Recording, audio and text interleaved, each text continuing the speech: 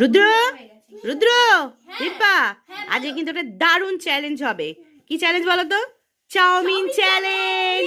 এই দেখো তোমাদেরকে দিয়েছি, দেখো 1 প্লেট চাউমিন। যে আগে খেতে পারবে কে কি পাবে বলো তো? যে আগে খেতে পারবে, এই দেখো পুরো এই বান্ডেলটা আমি দিয়ে দেবো। ঠিক আছে, এই বান্ডেলটা কিন্তু পুরোটাই দিয়ে দেবো তোমাদেরকে, ঠিক আছে? আর যদি খেতে না পারো, মানে হেরে যাবে যে, সে কি পাবে জানো তো? এই দেখো কি পাবে, দেখো এই দেখো।